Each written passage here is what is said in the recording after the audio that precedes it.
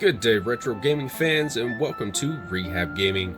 So what we have here is a Nintendo 64 power supply. My buddy Matt had this power supply with his original Nintendo 64 that he grew up with, and he noticed that when he started using it lately, that the power supply would actually get extremely hot. Hot to the point where he could barely touch it after gaming on it for a little while. So this is actually a fairly common issue with the Nintendo 64 power supplies, and I'm going to show you how we're going to fix that problem. So stay tuned, and we'll get right at it.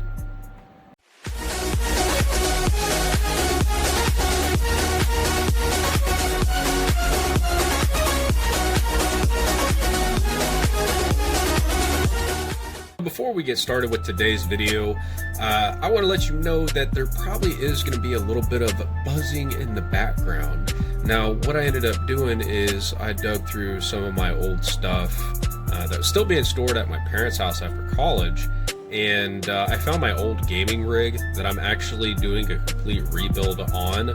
So what you hear whizzing in the background is actually my gaming rig that I plan on using for video editing. So I do apologize if that becomes a distraction. Hopefully the background music will actually drown it out.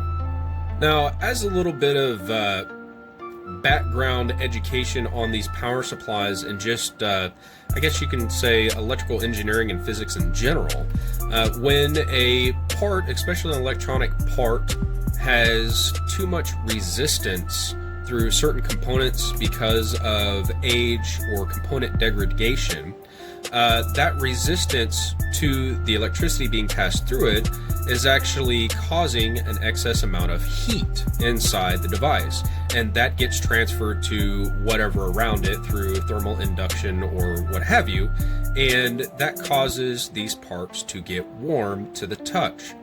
Now, the biggest thing with the Nintendo 64 power supplies is on the inside they actually have through-hole mount electrolytic caps, or capacitors.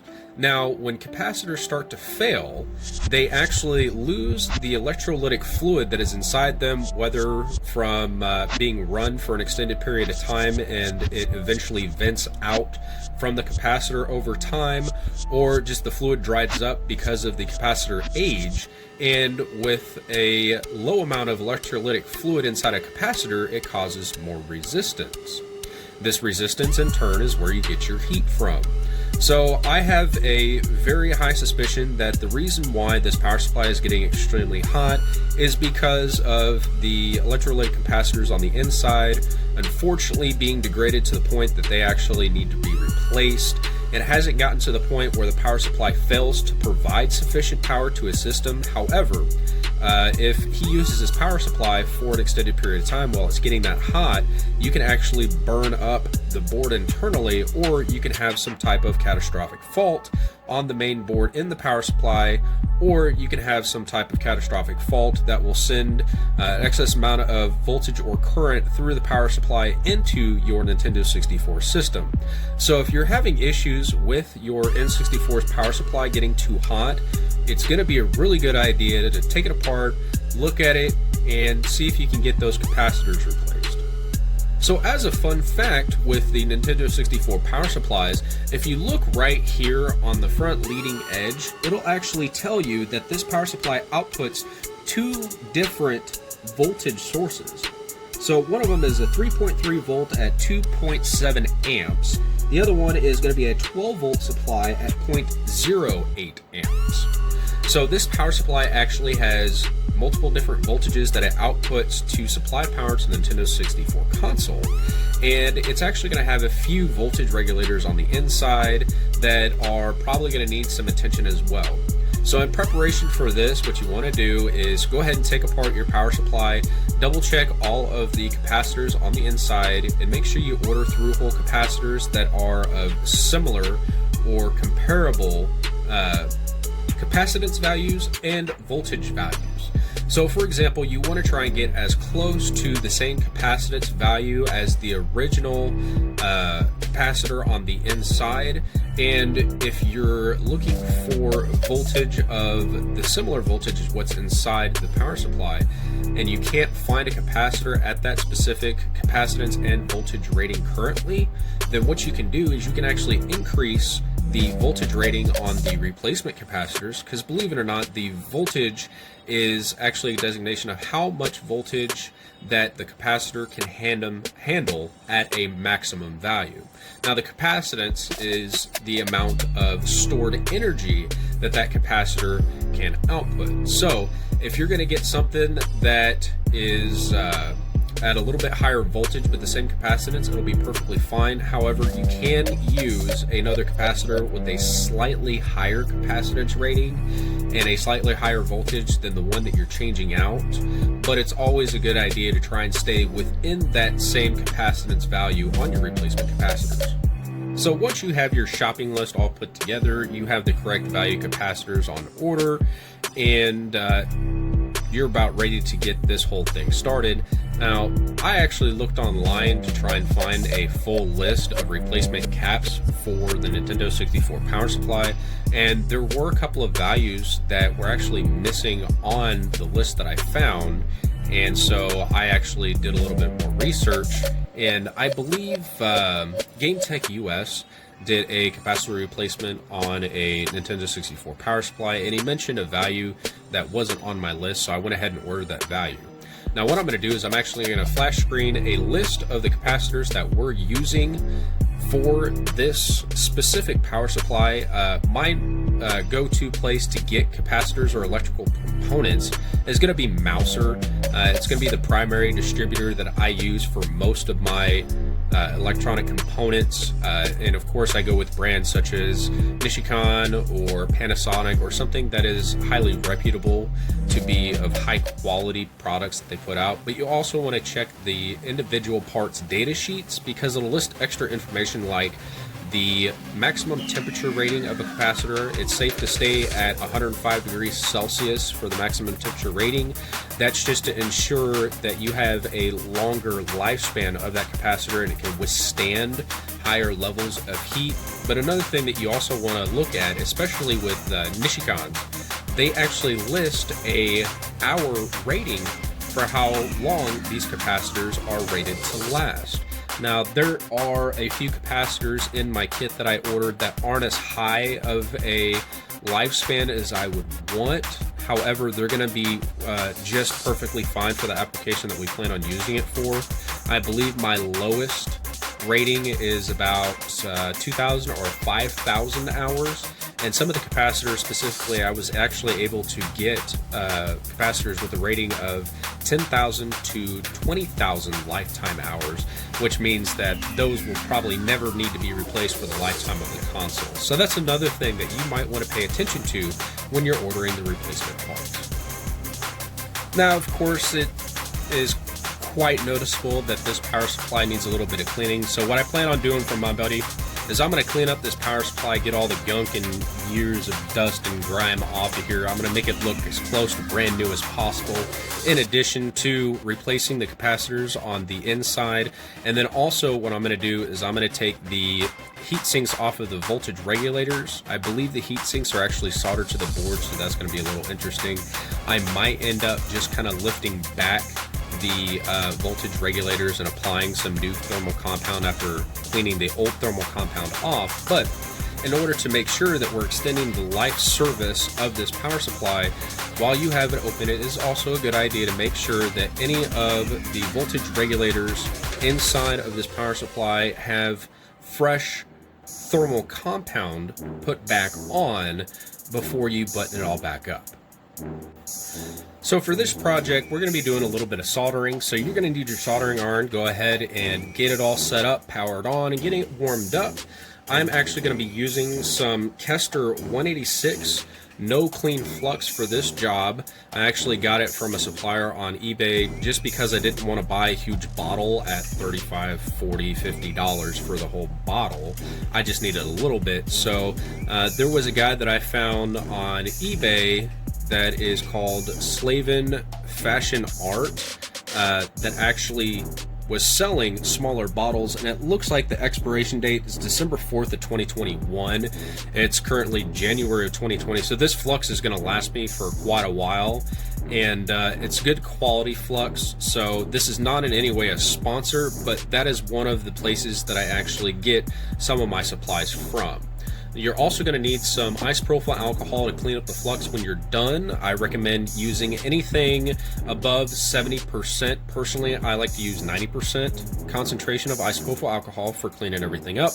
And I'm actually going to be using Arctic Silver as the thermal compound for the backhand side of those voltage regulators that go up against the heatsink. Yeah, is it a little overboard? Probably. However, I do like the Arctic Silver products, and it seems to work very well, so I tend to use it for everything, and it's just what I have on hand. So the thermal compound, the flux, some good solder, and your soldering iron, and of course, just to even get started, you're going to need a security bit driver. I believe this is going to be the 4.5 millimeter security game bit driver. So without further ado, we'll go ahead and flip it over and start pulling the screws out on the backhand side. Now there are a total of 2 screws on the backhand side for the security bit driver type that need to be taken out, and that'll actually separate the top and the bottom half of the case.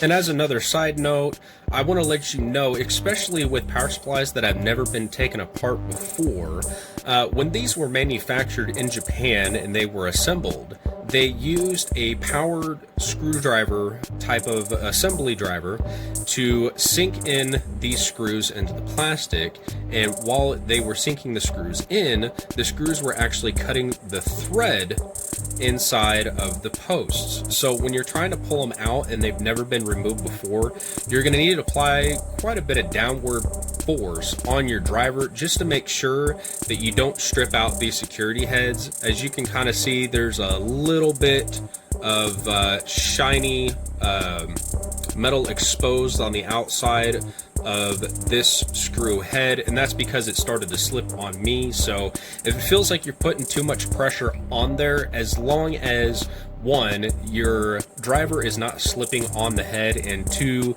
you're actually not going to break anything by applying a little bit of pressure, don't be afraid.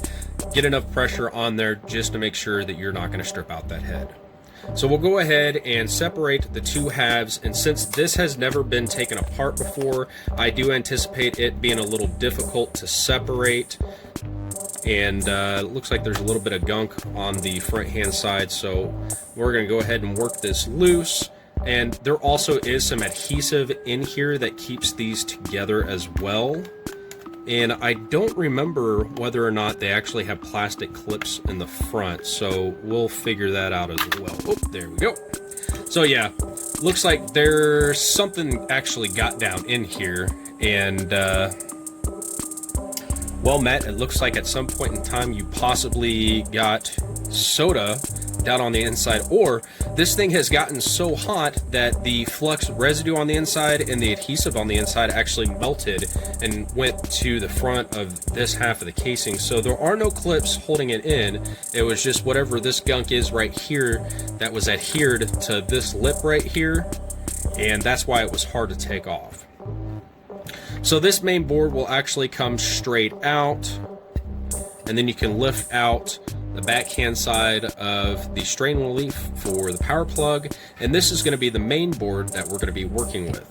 So this right here is a little foam insert. I believe at some point in time it actually has some type of adhesive on it to help hold it into place. This is where the foam insert is actually attached to the coil, and as you can tell, it got so hot that this foam has completely degraded and it's actually breaking apart. So that of itself is one big clue that this power supply was getting a little hot.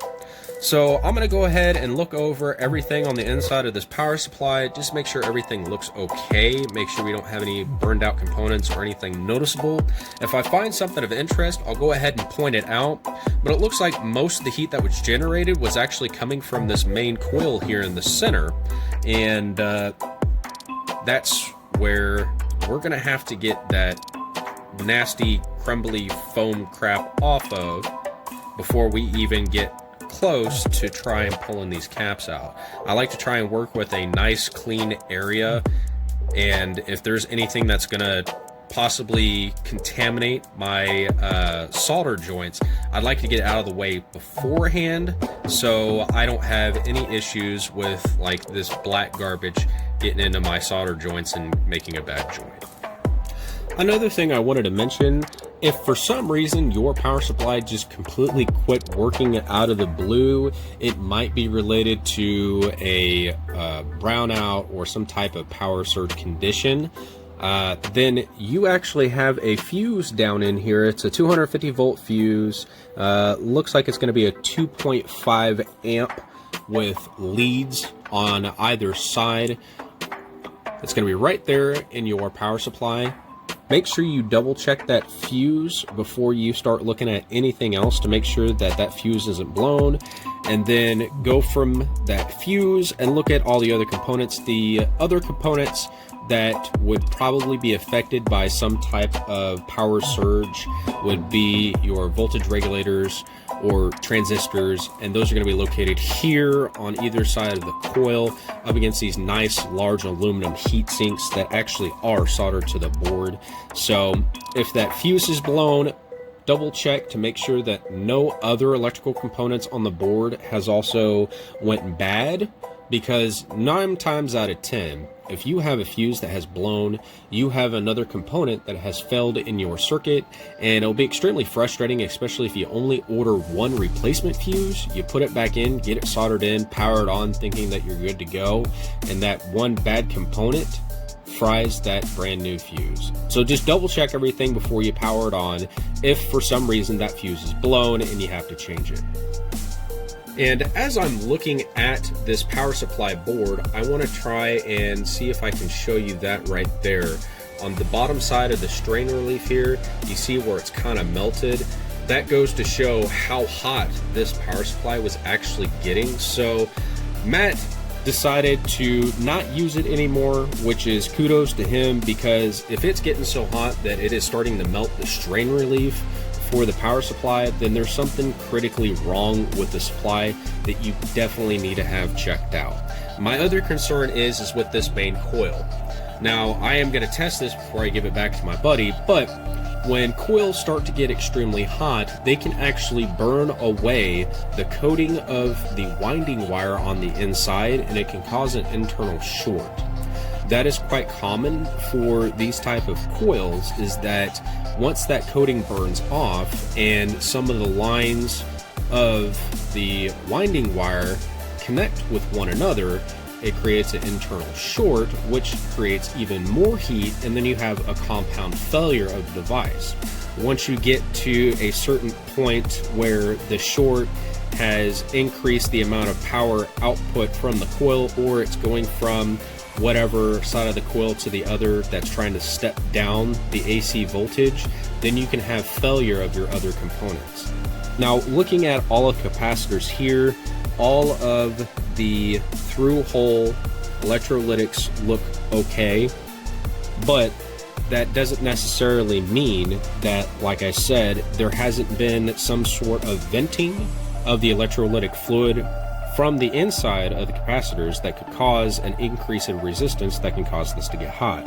And it looks like most of the heat was right here on this coil. We'll see if I can kind of tilt this up. You see that rainbow effect right there on the top of that coil? That shows that coil has gotten a significant amount of heat.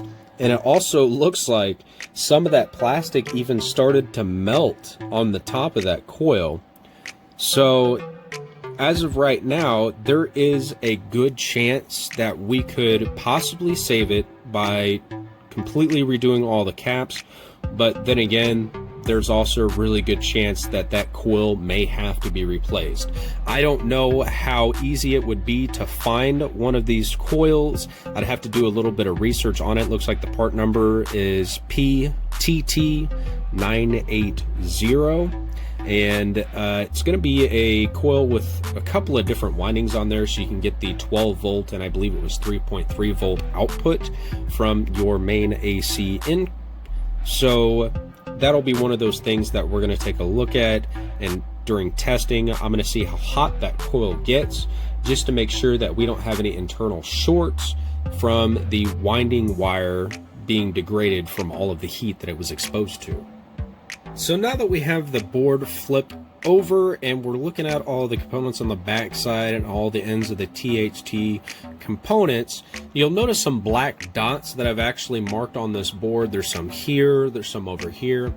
Now, I learned this trick way back in the day just because I had a bad habit of forgetting where certain components went through to the other side of the board, and just to keep myself from having any undue stress and forgetting where your components that you're trying to desolder are located on the opposite side of the board, I like to actually mark them with black tip marker, just so I know exactly where those THT leads come through to the back side of the board.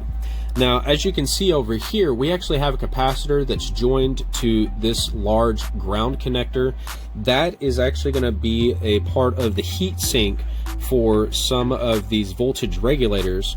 Once you see parts like this, you're going to be unfortunately staying on top of that lead a little longer, just because it has a larger thermal mass. It's going to take a little longer to heat up that solder, but just so you know, because of all the solder that's here, and since that is actually connected to the ground circuit, once you go through and get everything replaced, you can go ahead and flood that area with some nice fresh solder.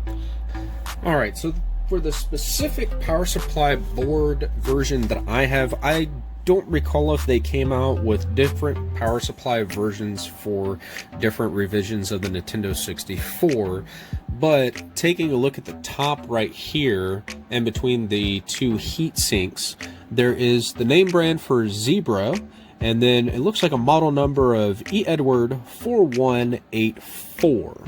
And these are going to be the 6 electrolytic capacitors that are fixed to this board. All the ones next to, or all the capacitor values that have checks next to them are ones that I actually have on hand that are exact 1-for-1 match. Now, this 6.3 volt and 220 microfarad capacitor is one that I actually don't have in stock. So right now we're actually going to use a little bit of our critical thinking skills and try and work out if we can use one of the capacitors on hand as a comparable replacement. So with capacitors, you can always go up in their rated voltage, like I stated before. However, you want to try and stay as close to the microfarad capacitance value as you can. Now, with most capacitors that are produced nowadays, they have either a 10% tolerance or a 20% tolerance, plus or minus, from the rating that they have listed on the side of capacitor. So as we look on our list, we actually have a 10 volt 270 microfarad capacitor in stock. Now, working out the math, the difference between 220 and 270, believe it or not, the 270 capacitor is within that 20% variation. However, it is at the maximum end of that 20% plus or minus rating for this 6.3 volt 220 microfarad. So we can technically get away with using a 10 volt since it's greater than 6.3 volts.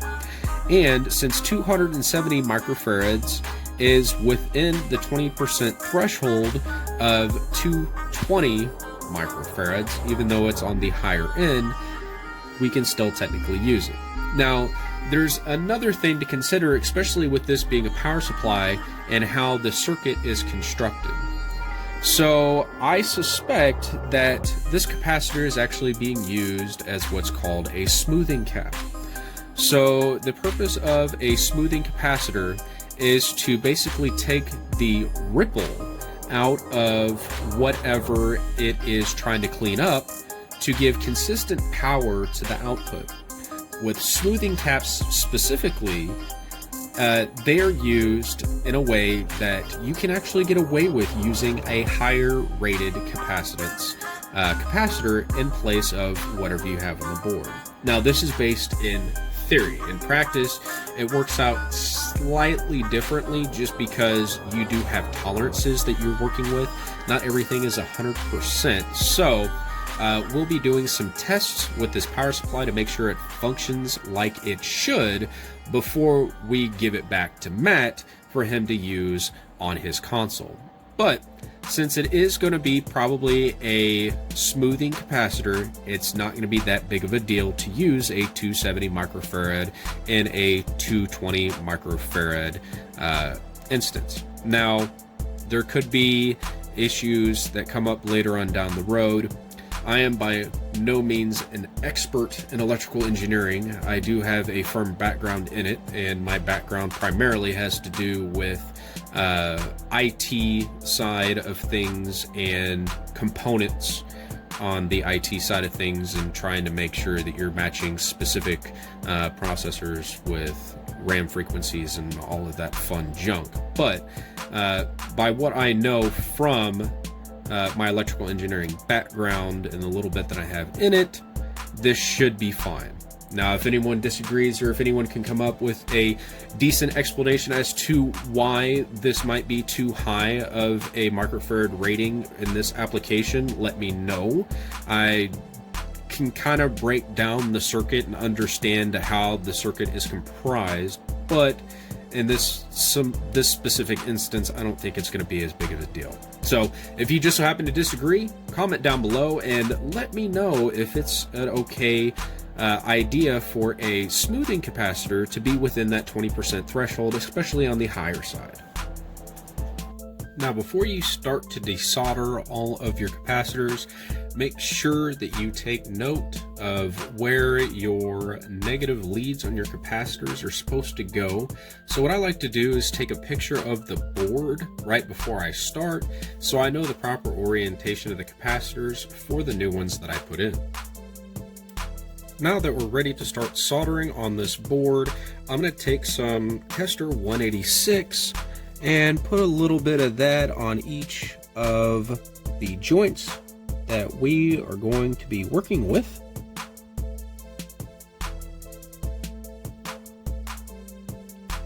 Make sure you get enough flux on each joint that you plan on desoldering. That way your solder flows nicely.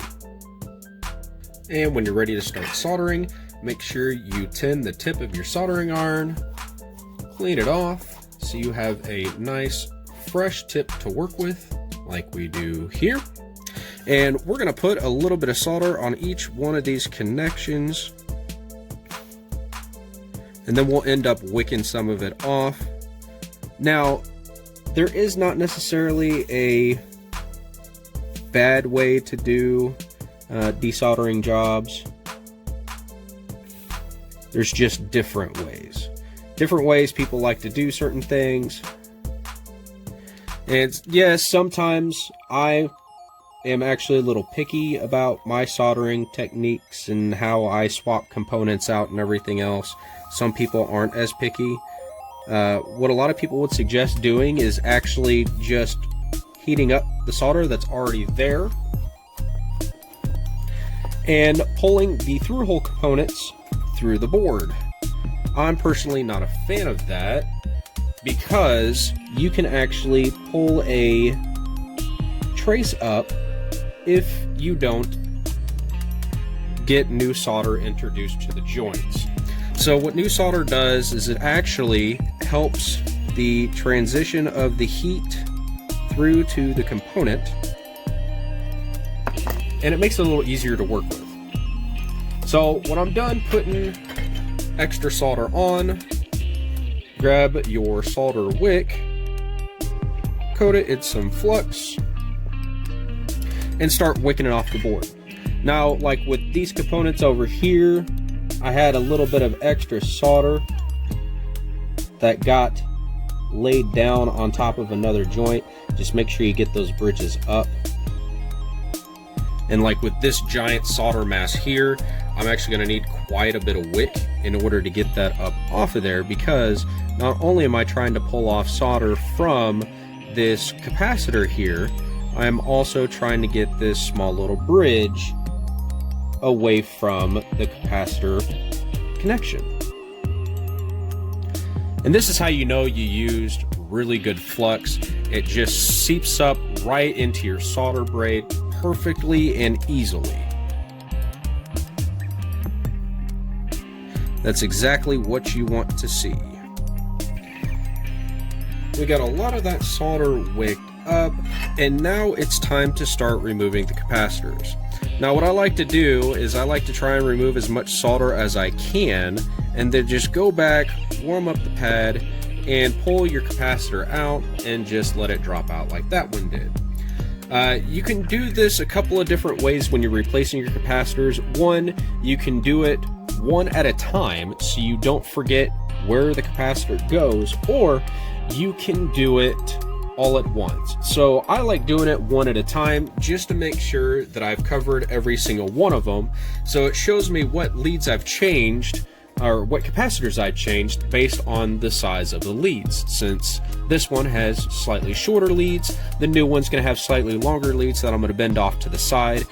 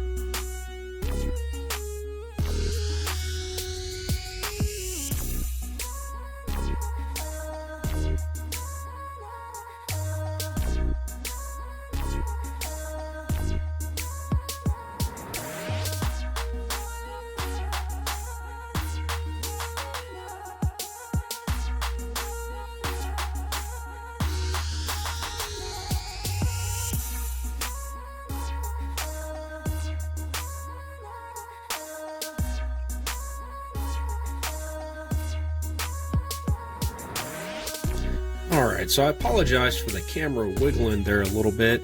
It was kind of hard to get down in there and get this last capacitor out. That's right here by, looks like a voltage regulator and some other type of component on the heatsink. But how far down this is in between the coil and the heatsink, it was really difficult to try and get down in there to wiggle that thing out. So what I ended up doing is I ended up taking some more of the braid and just wicking up all the solder that I could, moving the capacitor around just to make sure that the legs of the capacitor were completely free, and then used a pair of tweezers in order to lift that capacitor out after bending back the legs.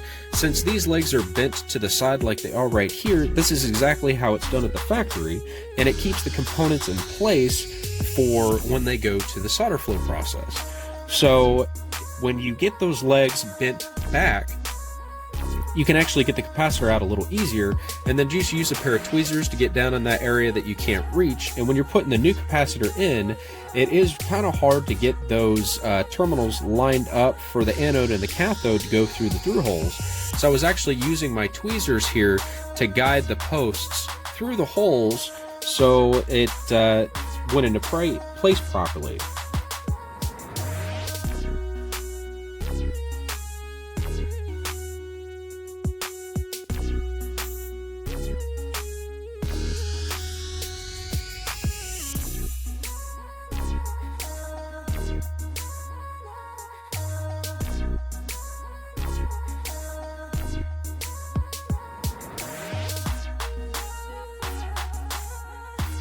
Now I went ahead and inspected all of my solder joints just to make sure that I completely filled up the joint with the proper amount of solder and to make sure I didn't have any bridging. Now I'm actually going to bring this up closer and I'm going to show you these joints. Like, see this joint right here, and then you look to the solder right here next to it. So you see how that joint is nice and shiny and silver, and the joint right next to it is kind of like this oxidized aluminum finish. When you're done soldering, you want to make sure that every single one of your joints is completely silvery shiny like that. That basically shows that you had proper wetting, your soldering iron was at a good temperature, the solder flowed very well, and that it actually cooled down and completely solidified without any weaknesses in the solder joint.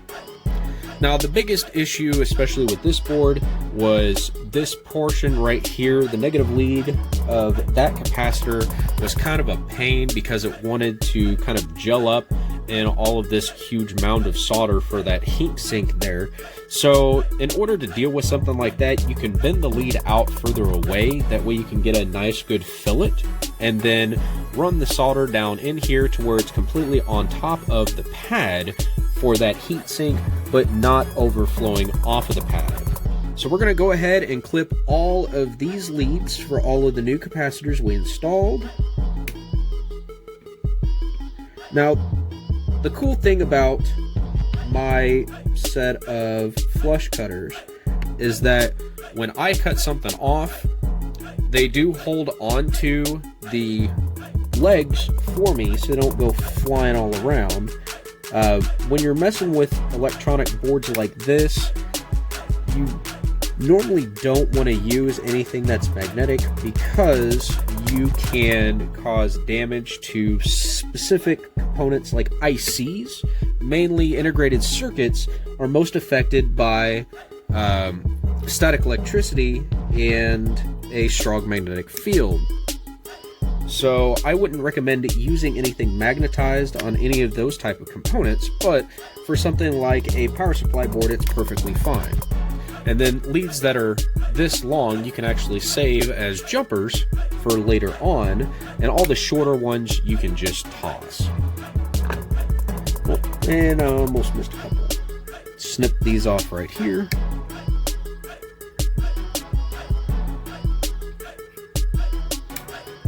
Perfect.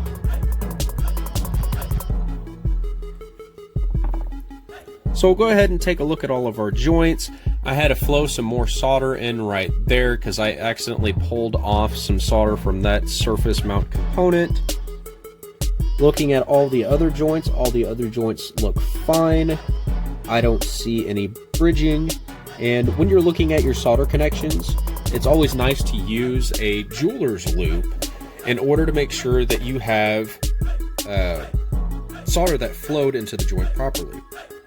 Now, personally, I use one of these. Wow, that's really reflective. see if I can not reflect the light back into the camera and show what size it is, and it's not going to work with me.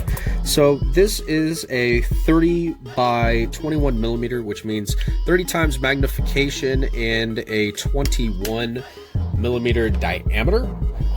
That is a jeweler's loop. You can buy them off of eBay, Amazon. They just basically give you a magnified view of your solder joints, so you know that you don't have any bridging. And those are especially useful if you're going to be soldering on multi-lead ICs, like something right here, like that component. If you want to make sure you don't have any bridges of solder in between those individual legs, you're going to need a jeweler's loop or something with enough magnification to make sure that you don't have anything that is bridging across those joints. So everything looks great here. What I'm going to do is I'm going to soak it down with some isopropyl alcohol, take a toothbrush, clean off all that flux. I know it's no clean flux, however, my personal preference, I like to clean it off just so I don't run the risk of damaging any of the traces by leaving it on the board. Now for the remainder of the upkeep for this power supply, I'm going to take some Arctic MX2 that I actually have in stock. I'm going to use it as a thermal compound to put on the backhand side of these components here. Now, it's going to be a little difficult trying to get to these components to get them pulled back away from the heat sink. The biggest issue that you're going to have is the fact that it's very difficult to get a screwdriver down in here up above this coil. So first, just to make sure that the nut doesn't come off, I hold it with a set of pliers, and I'm going to try and see if I can unscrew it. Got a good snap there. Now, it's not going to want to do what I want it to because I don't have enough room with my screwdriver. So I'm going to try and back the nuts off and see if I can get it out that way. And yeah, that looks like it should be working just fine. When I start to feel the screw spin, I'll drop it down in here with the driver, kind of work it loose, and just do it that way. Hold the screw in place with the driver, then work the nut off the backhand side. Once you get the nut off, then you can go ahead and pull the screw out and pull the component away from the heatsink. And since we're working in such a tight space here, I'm actually going to use something to get the thermal compound down in between the heatsink and the component itself. And actually, looking down in there, there is no thermal compound. So what we're going to do is we're going to put some thermal compound on there just to basically help the performance of these parts. And I'm going to be using this. This is actually a small plastic dental pick. You can get it from any one of your major grocers. And I'm actually going to put a little bit of thermal compound on the tip, and I'm going to run it down in here and put it on the heatsink side and right here on the backhand side of this component.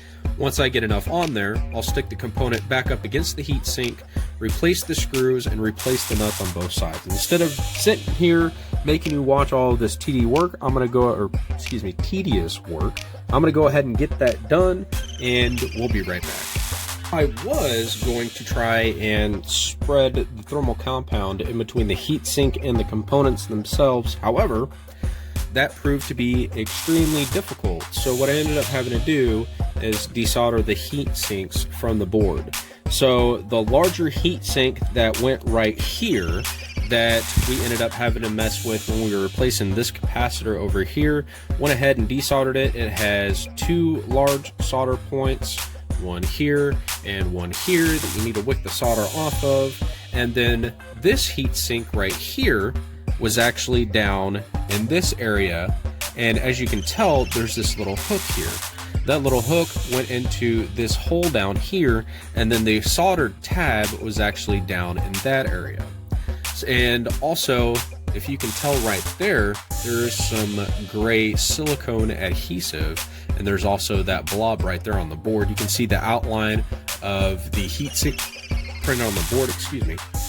And what I needed to do in order to work that loose is I just took a flathead screwdriver blade and worked in between the heat sink and the silicone adhesive here, and then also on this side, and just kind of moved it to the side and then pulled it up out of the hole so I can get it out of the way. Now, when I put the thermal compound on here, what I'm going to do is I'm actually going to put it on the backhand side of the components. I'm going to take the heat sinks, I'm going to set them down into place on the board. I'm going to screw the components back into the heat sink, so the components are going to hold the heat sink in place for when I need to solder it back in.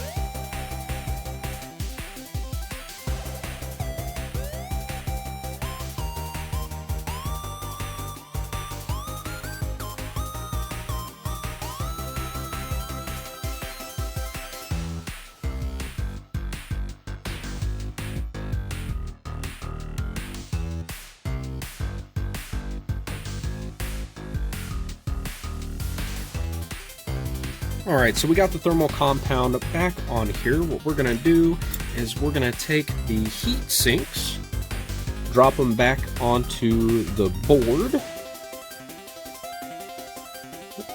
it back in the frame here.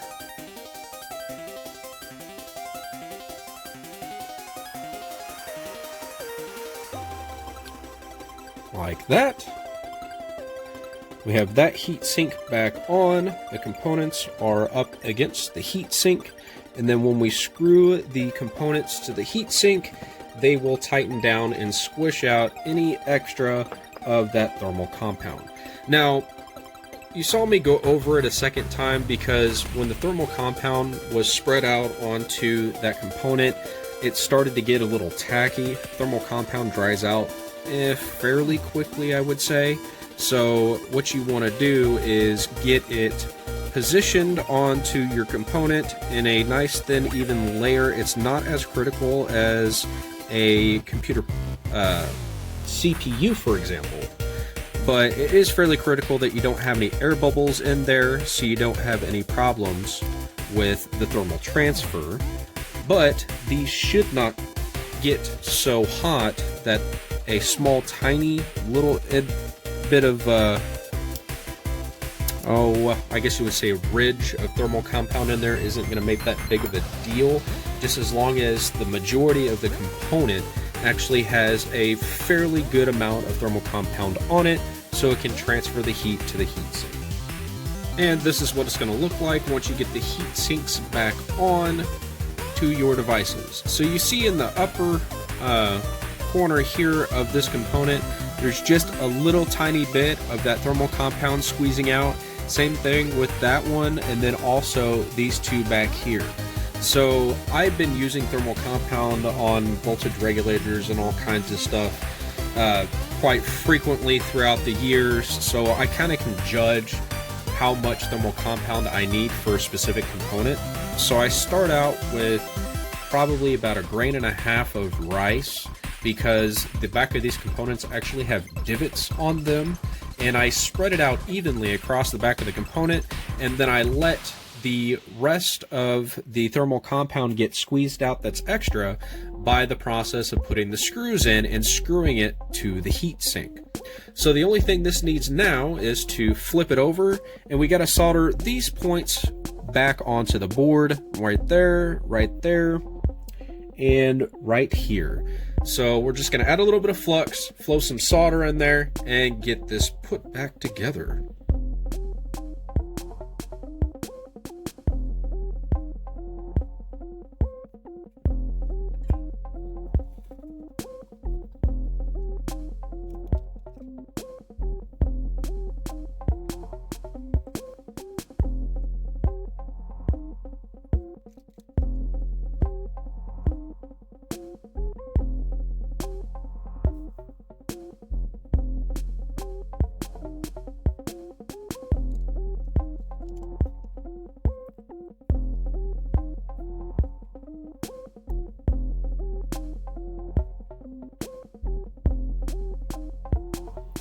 And there you have it, some nice, clean, shiny looking solder joints.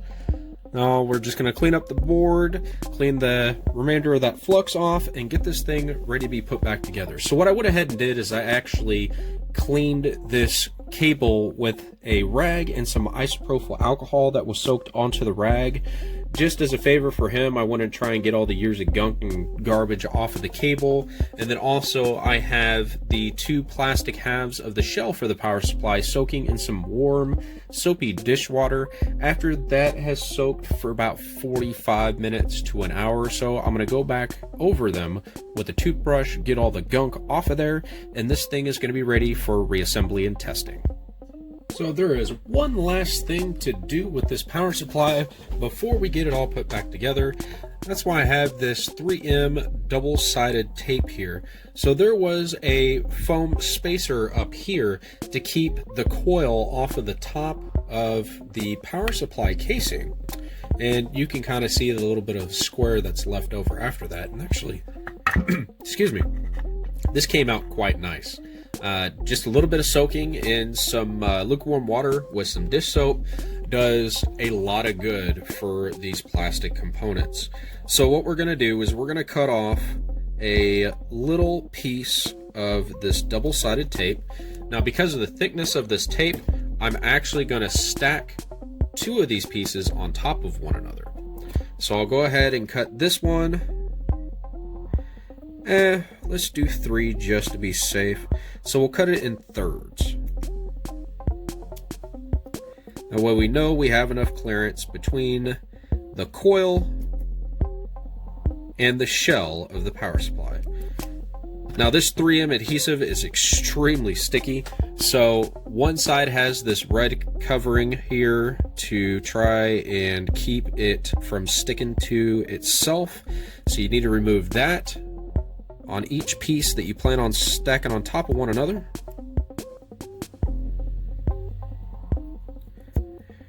And then you stack them on top of one another so you get the right thickness that you want.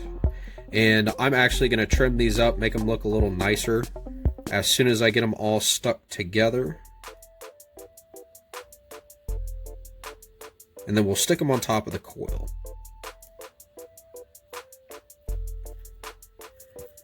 And it doesn't help that the red plastic coating there likes to stick to you because of static electricity.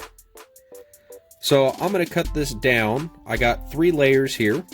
I'm going to cut it down just so we have some decent clean edges here.